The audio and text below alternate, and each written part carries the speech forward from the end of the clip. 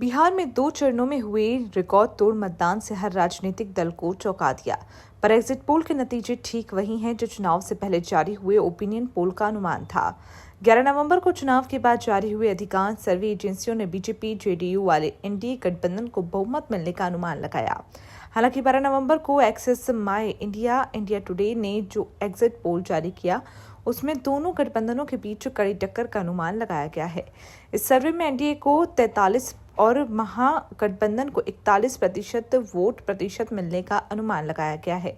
पारंपरिक तौर पर माना जाता है कि ज्यादा वोटिंग सत्ताधारी दल के खिलाफ काम करती है, जिससे एनडीए खेमे में चिंता थी, पर एग्जिट पोल ने उनका उत्साह बढ़ाया। विपक्ष ने कहा कि सर्वे जनता की वास्तविक भावना को नहीं दिखाते। महागठबंधन और जनसुराज ने इसे सिरे से खारिज भी कर दिया है। तेजस्वी यादव ने 12 नवंबर को कहा है कि लिख कर रख लें, हम ही सरकार बना रहे हैं। इसके फाइनल नतीजे क्या होंगे ये तो 14 नवंबर को ही पता लगेगा। आइए जानते हैं कि एग्जिट पोल्स में किससे क्या मिला। मेट्राइज IANS से एनडीए को 147 से 167 सीटें, महागठबंधन को 70 से 90 सीटें। चाणक्य स्ट्रैटेजी से एनडीए 130 से 138, महागठबंधन 100 से 108 सीटें। दैनिक भास्कर एनडीए 145 से 160, महागठबंधन 73 से 51, जनसुराज 0 से 3 सीटें।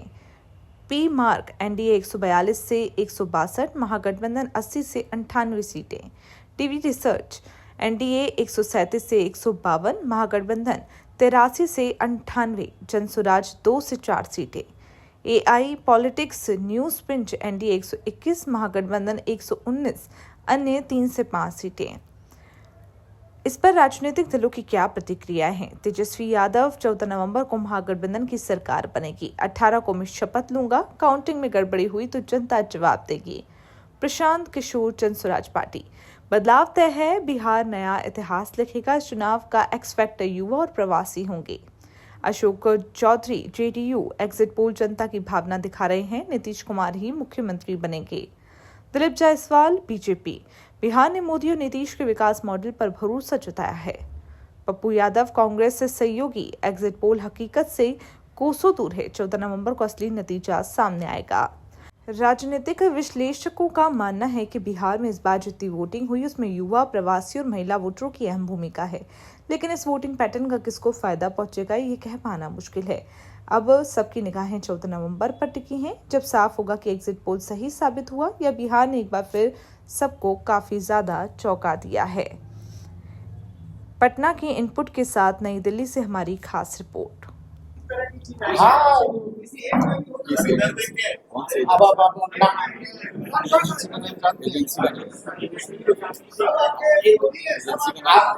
कौन से एजेंसी है? नहीं नामों पता है आपको? क्या मेथोडोलॉजी है? सैंपल साइज का, और वही सारे तो बंगाल की बता रहे थे, घुसपैठिया ला रहे थे। आपका चैनल तो और घुसपैठिया नहीं आया। बताइए कितना घुसपैठिया है? आप लाहौर कब्जा करवाएंगे कि कराची? तो सब वही कर रहे थे, देखा था कि सब कर रहे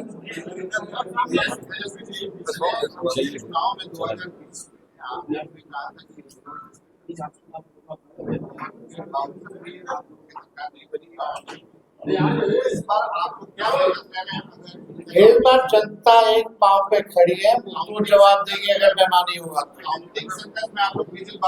ये देखिए, जहाँ भी लोग डटे हुए, सीसीटीवी का कंप्लेन भी आ रहा है। हमने पहले भी प्रेस कॉन्फ्रेंस किया, कई जगह जो है वीवीपैट के पर्चे भी निकले हैं, जो दृश्य हमने आप लोगों को भी दिखाया। सारे तो बाहर के अधिकारियों को बुलाया गया, वो भी आपको पता है, और ज्यादातर जो शासित बीजेपी शासित राज्यों के जो लोग हैं उनको बुलाया गया। कोई भी जहाँ विपक्ष का राज्य में सरकार है वहां के लोगों को नहीं बुलाया गया है। लेकिन इस बार अगर काउंटिंग में अगर कोई भी बेईमानी होगी तो जनता मुंह तोड़ जवाब देगी। ये फ्लैग मार्च कराने से कुछ होने वाला नहीं है। लोकतंत्र को अगर खत्म कीजिएगा तो बिहार के लोग लोकतंत्र को खत्म मिटने मरने। शुक्रिया।